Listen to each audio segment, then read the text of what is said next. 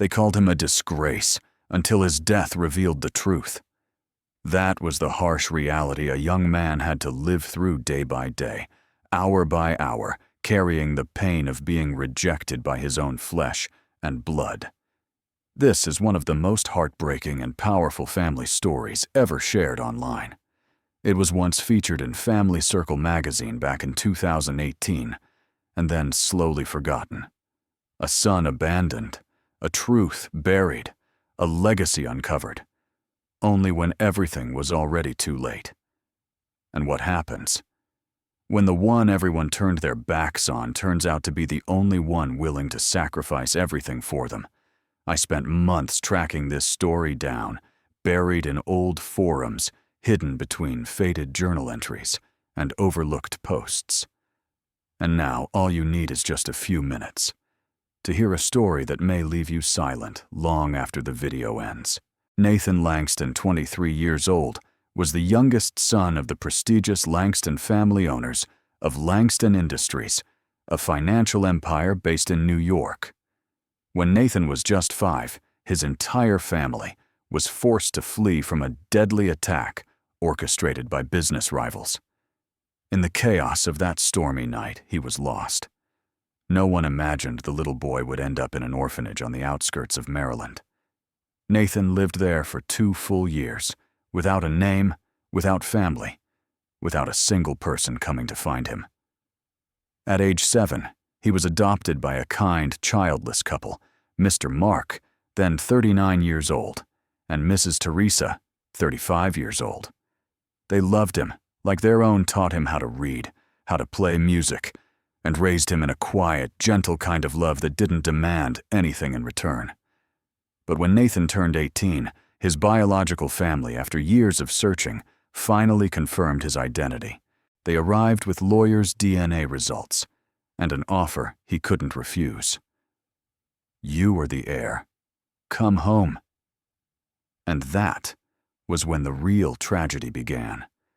Nathan's new life at the Langston estate was supposed to be the start of a brighter chapter, but from the very first day he returned to his old home, he felt an invisible chill in the air. Not because of the mansion's size or silence, but because of the eyes of Lucas Langston, the 28-year-old eldest son and the pride of the entire family. Lucas looked at Nathan as if he were something foreign, like a blemish on what he believed to be the family's pure bloodline. He never said the name Nathan without sarcasm or contempt. To him, the youngest sibling was nothing more than a nobody, a boy raised in an orphanage carrying the poverty culture that should never have entered the Langston lineage. The 2 sisters Vanessa, 26 years old, and Chloe, 24, were civil at first. But after just a few weeks, influenced by Lucas's whispers, subtle manipulation, and fabricated stories about Nathan's past, they began to see him differently. They started calling him the outsider, the one we picked up, even though he too carried Langston blood. Just lost along the way. Things only got worse when Mr. Charles and Mrs. Helena Langston, Nathan's biological parents, demanded that he completely sever ties with his adoptive parents. They gave Mr. Mark and Mrs. Teresa a large sum of money to end the inappropriate relationship and told Nathan it was time to start fresh, without attachments. But Nathan couldn't. Though he stayed silent in front of his birth parents, he continued to secretly text, write letters, and even visit Mr. Mark and Mrs. Teresa during holidays when no one would notice.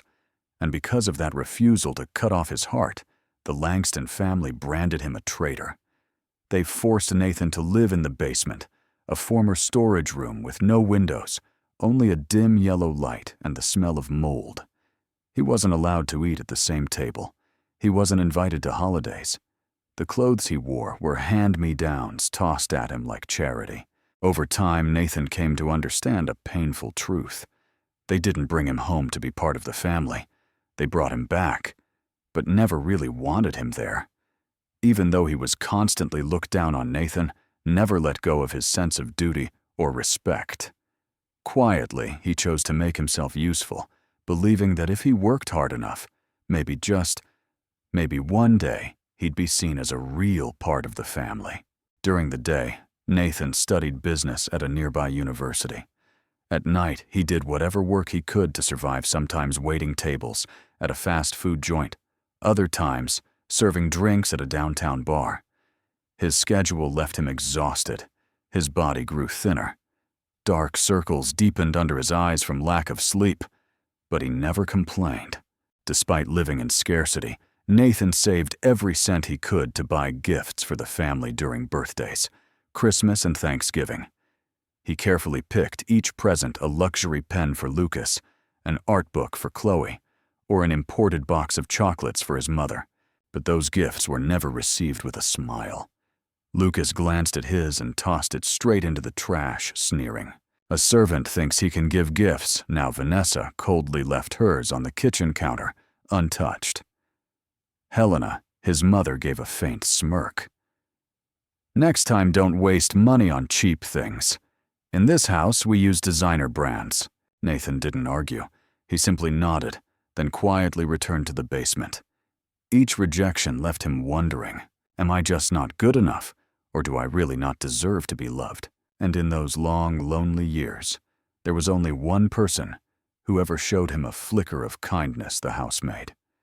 She was the only one who ever smiled at him, the one who quietly left slices of warm toast waiting for him after his late-night shifts. But Nathan never said a word about it. He knew that even emotions, even the right to feel, were a luxury in this house, because he wasn't truly one of them. He was just the one they brought back, to be the shadow behind someone else's spotlight. When Nathan turned 23, a true storm hit the Langston family. Lucas, the proud, powerful older brother who had always looked down on Nathan, was diagnosed with end-stage kidney failure. The illness came suddenly, sending the entire family into a panic.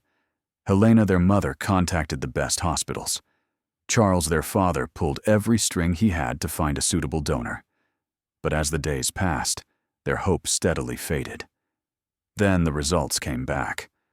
No one in the family was a match except Nathan. Charles had the right blood type, but the doctors ruled him out due to age and underlying heart conditions. The two sisters weren't compatible. Every eye turned to Nathan, yet no one asked if he was willing. In fact, no one in the family even imagined he would. But he did. No complaints. No need for recognition.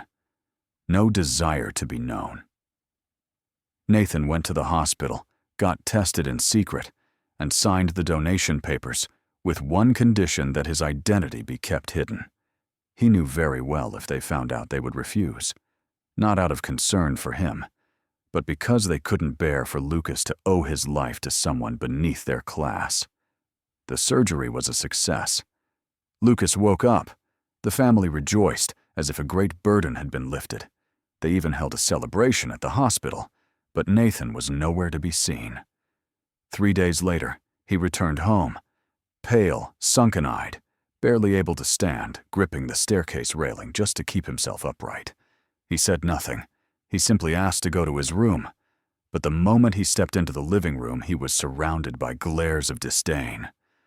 Where has he been the past 3 days? Vanessa snapped.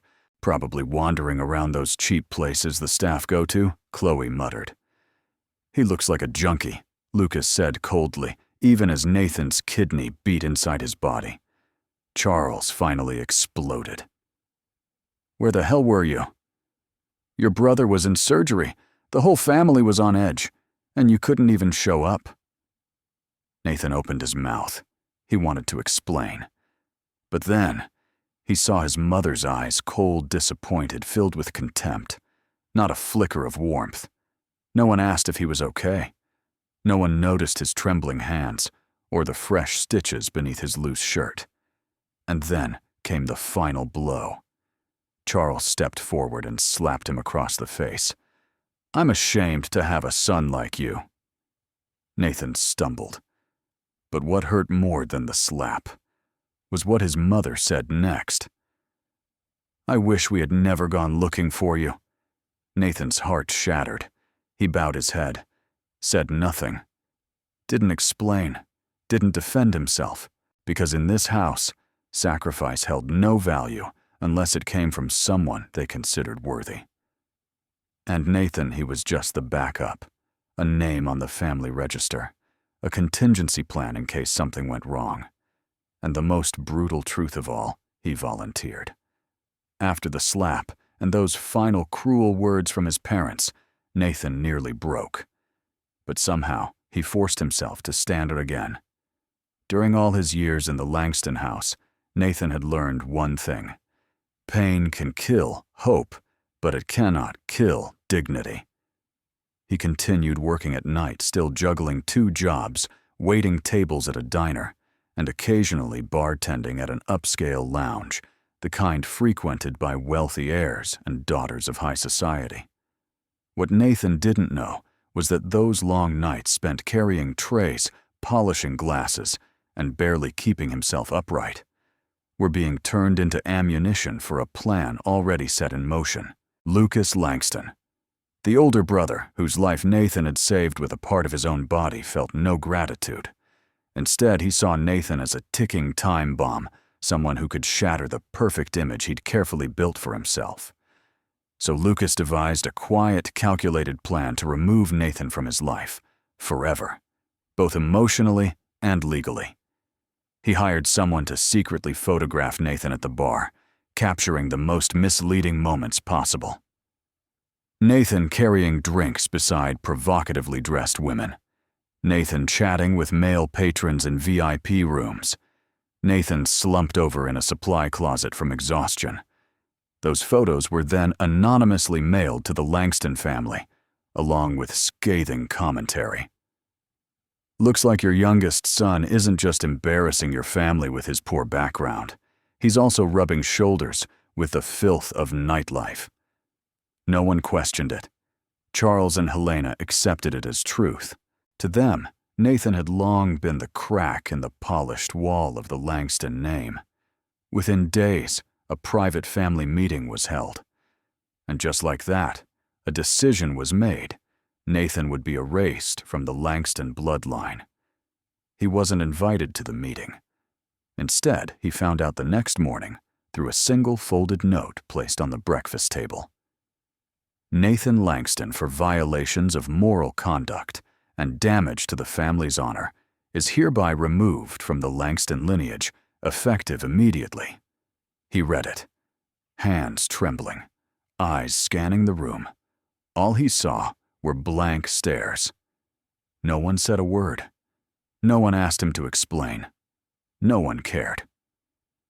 Nathan gave a faint smile, picked up the letter, folded it gently, almost like it was something worth remembering, and quietly walked away from the table.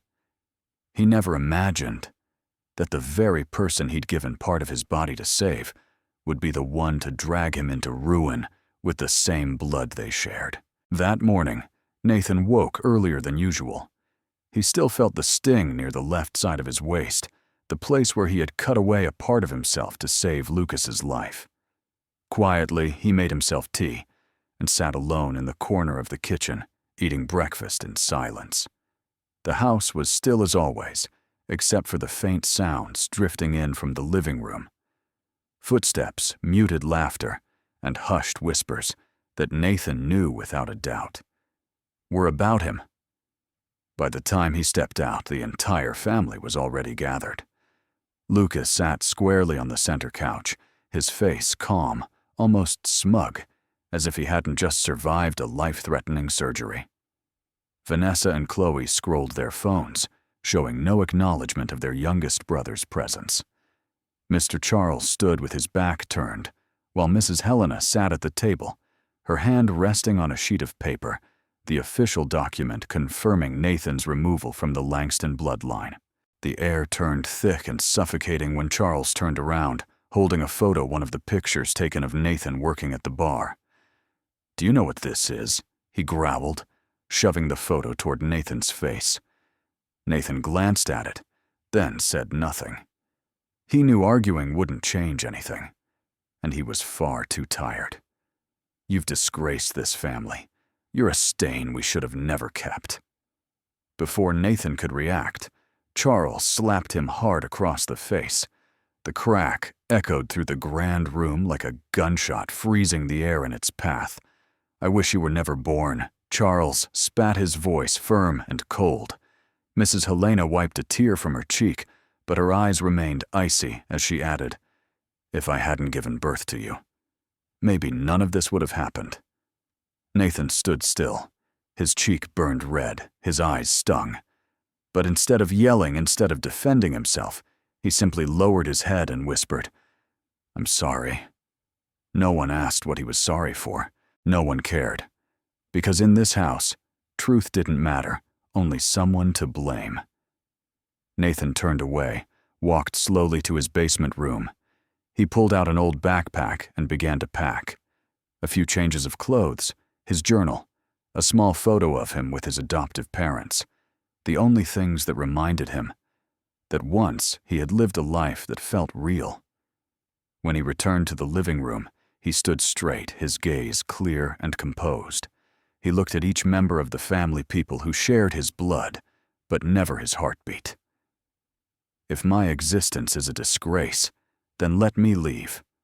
I won't burden you any longer." He bowed to each person, though none of them returned the gesture.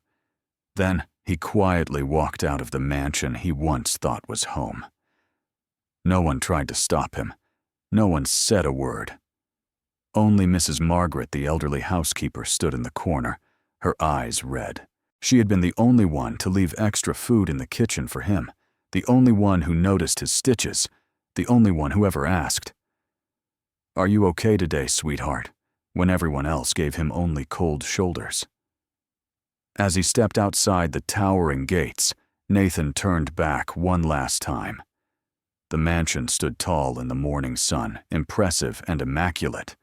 But to him, it was nothing more than a lifeless shell. 5 years in that house, not a single shared meal, not one birthday wish, not a hug, not a glance of recognition. He asked himself, why did they bring me back just because of blood? Or because they needed someone? In case Lucas didn't survive, there was no answer. And no one came after him. Because to them, he had never truly been part of the family. After leaving the Langston estate, Nathan boarded an overnight bus to Maryland, the only place in the world where he had ever truly felt he belonged. On the way back, he sat quietly in a corner seat, clutching a small backpack that held a few worn clothes and his handwritten journal. Each page was a piece of his life, every cut, every abandonment, every cold glance, and the rare warm moments he had once shared with his adoptive parents. He didn't write to blame anyone. He wrote to remember, to hold on to something that was truly his, a truth no one could deny. When he arrived, Nathan took a taxi to the familiar narrow street. The same old wooden fence, a garden bursting with wild yellow daisies, sunlight pouring through the same open window. He walked up to the door trembling and rang the bell. The chime echoed, still warm, still welcoming. Mr. Mark opened the door. His eyes froze when he saw the boy he once called son, now thin to the bone, hollow-eyed lips, pale gaze lost. Nathan smiled, about to say something. But before a word could leave his mouth, he collapsed on the doorstep, blood seeping through his shirt from the surgical scar that had never healed. They rushed him to the hospital that same night. The doctor's verdict was grim, severe surgical infection, extreme malnutrition, and a body too weak to survive anaphylactic shock from the medication. Nathan didn't make it. When the news came, Mr. Mark and Mrs. Teresa broke down in silence. Not just because they lost the son they had loved like their own, but because they knew Nathan had died alone, unseen, unrecognized, even until his final breath. But the pain didn't stop there. Before donating his kidney to Lucas, Nathan had secretly signed an organ donor form. He didn't want his death to be meaningless. One part of him had saved his brother's life. The rest, his heart, his liver, his corneas, were passed on to patients waiting for a second chance. Nathan was gone, but left life behind. At the quiet funeral beneath an old oak tree in the backyard, the same spot where Nathan used to sit and read as a child. His adoptive parents gently placed his journal in his hands, a final goodbye. Later, Mr. Mark mailed the journal along with the death certificate to the Langston family. No accusations, no condemnation, just a single note. This is the truth, and this is our son, the one you never really knew. The journal spanned nearly 200 pages.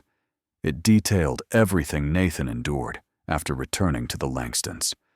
The humiliation, the rejection, the gifts thrown in the trash, the hidden pain after surgery, and the longing for his adoptive parents he poured into letters he never sent.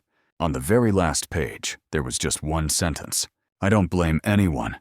I just hope that someone somewhere will remember me, not as a shame, but as someone who truly tried to be loved." And in that moment, as the journal lay open, the truth finally entered the house that had never made room for him. Nathan's journal was placed carefully inside a dark wooden box, along with his death certificate and the signed organ donation form. Mrs. Teresa didn't include a single note, only packed everything in silence. The same way Nathan had lived his final years, quietly, discreetly, yet deeply. That afternoon, the Langston family received the package. The housekeeper brought it upstairs. Mrs. Helena opened it herself. The moment her eyes scanned the first page of the journal, the familiar, careful handwriting, every word still full of breath, a chill of horror ran through her, and her hands trembled so violently that she dropped the pages onto the floor. Lucas entered, hearing the commotion. He knelt to gather the scattered pages. And then he read the very first line written in blue ink. "If one day I'm no longer here, I just hope you know that I tried not to be loved, but to be worthy of being considered part of the family." Lucas froze. He kept reading line by line, page by page, things he had never imagined. Nathan secretly donated his kidney. Nathan exhausted himself working 2 jobs to buy gifts, the same gifts Lucas mocked. Nathan never blamed anyone, but still asked himself hundreds of times, "What did I do wrong to be born unwelcome?" Lucas's face went pale. His throat tightened.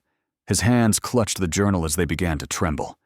And then he screamed a raw, primal scream, like a child left behind. "Why? Why did you do this? Why didn't you say anything to me?" He collapsed to the floor, fists pounding the carpet chest, heaving with ragged sobs. Mrs. Helena stood frozen. She raised a hand to her mouth, but it couldn't muffle the sob that broke through. She turned away, but she couldn't unsee the words that burned in her mind. "I don't blame you, Mom. I just never knew if your eyes ever looked at me. With love." Mr. Charles picked up the final document, Nathan's death certificate. His hand shook as he read the cause. May 21st, Nathan Langston. Deceased due to malnutrition, severe surgical infection, and lack of proper treatment. And then, for the first time, he cried. Not as a father who lost a son, but as a man who realized he had driven the only child who would have died for him to his grave. Vanessa and Chloe stood in stunned silence. Vanessa trembled, lips pressed tight, until she gave up trying. She dropped to the floor, buried her face in her hands, and sobbed. "He gave me a book on my birthday. I never even opened it. I called him an outsider. So many times." Chloe was motionless. She stepped out onto the balcony, the same spot where she used to watch Nathan work in the garden, but never once invited him inside. She turned back, her voice cracked and shaking. "He lived right next to us. And yet, all these years I never asked, 'Are you okay?' And now that I want to say sorry, he's not here to hear it." The very next morning, the entire Langston family, every single one of them, went to Maryland. No press, no entourage, just 5 people standing quietly before an old wooden gate. Mr. Mark opened the door. For a long moment, no one spoke. The air was thick and heavy. His eyes met each of theirs. Charles, Helena, Lucas, Vanessa, Chloe, not with anger, but with the weight of someone silently asking, "Now you come." But for what? Lucas fell to his knees, tears streaming down his face. "Please, let us bring him home. He deserves to be buried beside his real parents." Mr. Mark shook his head. His voice was calm, not angry, not raised, but heavy like stone. He once asked me, if I died, would anyone really miss me? I didn't know how to answer. Until now. But it's too late, son. He chose to stay here with the only people who ever held him, without asking if he was truly theirs. Mrs. Teresa wept into her hands. When she finally spoke, her voice trembled, but her eyes were steady. He called this place home, even though he lived here for only 10 years. And with you, his own blood, he didn't even survive one. So tell me, where do you think he truly belongs? Behind the house stood a small grave beneath the shade of an oak tree. The wind stirred the branches gently. On the tombstone was written, Nathan Langston, 2000, 2023. He loved, and never asked to be loved in return. Lucas broke down completely. Charles bowed his head. Helena clutched her chest, speechless. Vanessa knelt beside the grave, placed a bouquet of flowers, and whispered, her voice shaking, "I'm sorry. So sorry." Chloe didn't make a sound, but the tears streamed down her face. She reached out, gently touching the cold stone, as if hoping somehow it might still be warm. The family offered to donate all of Nathan's savings, $10,000 earned from long shifts and scholarships to Mr. and Mrs. Mark, as a gesture of remorse. But Mr. Mark refused. He rested a hand on the grave and said quietly, he didn't need money. He just needed to live even once with dignity. But no one ever gave him that chance. The Langston family stood in silence. For the first time in their lives, they felt small standing before the grave of the son they once saw as a burden. And as they turned to leave, a breeze passed through the oak tree, carrying the scent of wild grass. Like a final farewell from a boy who was never truly loved, but who still lived, still gave, and still forgave. A few days after the funeral, an unexpected deposit appeared in Mr. Mark and Mrs. Teresa's bank account. Exactly $10,000. No letter, no message, just a single line in the transaction note. For the family that was truly mine. They instantly knew it was the money Nathan had quietly saved, dollar by dollar, from long nights working at the diner and the bar, and from his scholarship stipends. Money he never used to save himself.